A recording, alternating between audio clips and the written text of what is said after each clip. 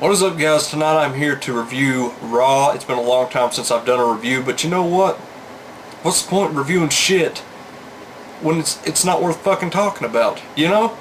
I mean, that's why I quit doing these reviews, is because it just got so stale. Yeah, I kept watching it, but it just wasn't worth doing a review on because it was just so fucking boring. So I thought tonight, maybe I'll do one. It's been a little bit, and I've been wanting to do some other reviews, like on other DVDs, like some old shit and things like that. But so Raw's not even off yet, and I'm just gonna go ahead and do this review. This show has not fucking changed. It's still the same old fucking boring shit. So even people still praise CM Punk. I still like CM Punk, but you know what? Even his storyline has gotten stale, and that's how it starts out. CM Punk opens up the night with a promo saying the same thing that we get every fucking week. It's about how he's going to, beat Paul Heyman, yada yada yada. I know that this is probably the most interesting storyline going on, but it's getting stale. Brad Maddox comes out. The guy's just so fucking awkward when he comes out there. You don't believe a fucking word that he says. And then they make a match. CM Punk wants to get his frustrations out. Big E comes out, so that's your match. Opening match. Of course, CM Punk wins. The match was decent. Then you have Fandango versus Kofi Kingston. This match, Kofi Kingston's a really good worker. I enjoy his style. In Fandango, he's all right. This match was good, but like most of these pretty good matches, they just don't go on long enough.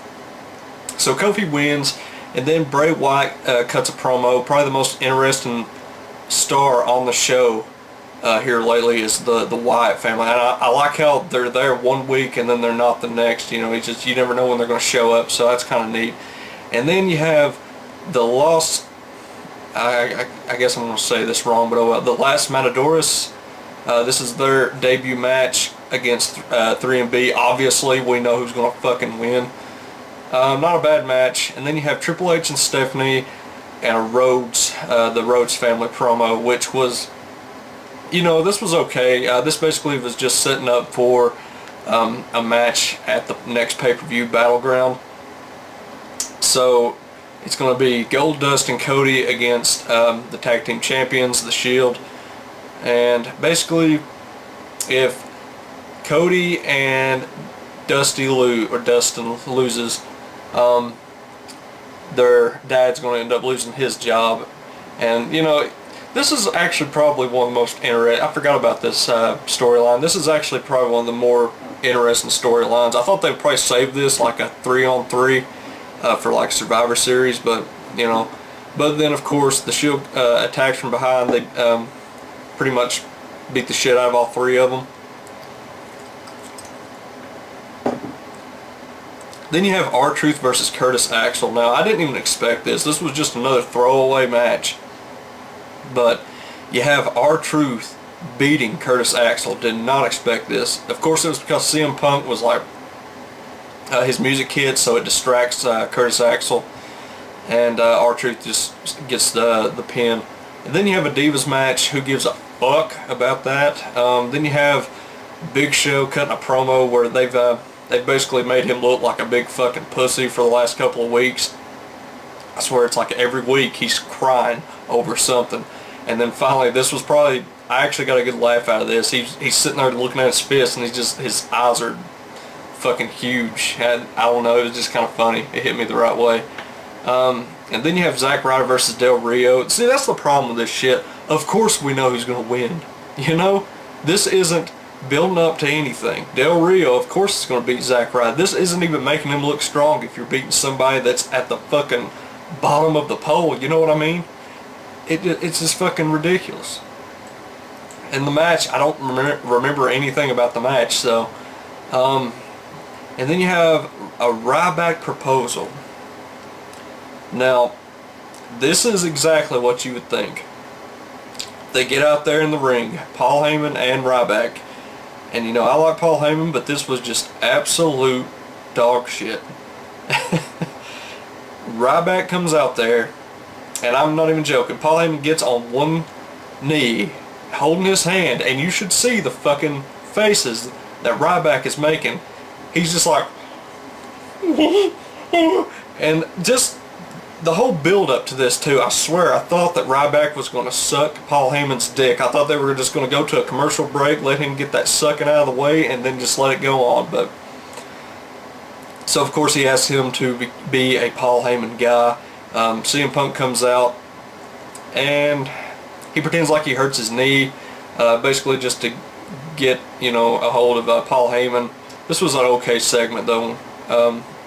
CM Punk kicks some ass. And then you have the Shield versus the Usos and Ziggler. This match, pretty forgettable. Of course, the Shield was going to look dominant. And you know what? Raw's still on right now. And I can give you a rating right now. I know what's going to happen. Of course, the end of this is going to be Big Show finally punching Triple H. And there's just going to be a lot, if there's going to be anything else, like right now, or on a commercial break, and it's just going to be some kind of bullshit.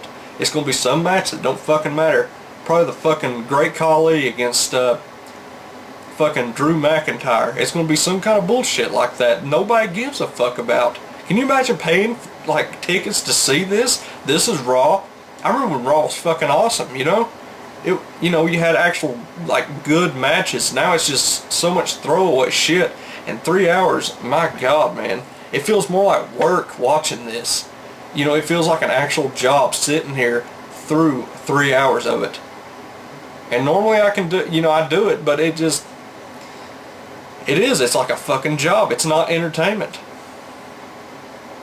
So I'm sorry, this is not really the the review that you guys were probably expecting, but this is why I quit doing the reviews of Raw, because there's just nothing interesting happened most of the time. And of course, you know, Daniel Bryan winning the title was cool at SummerSlam, but then, you know, they kept fucking it up. Now he's like a 2-time champion in like just a couple of weeks, which is just, it just takes away from winning the title, you know?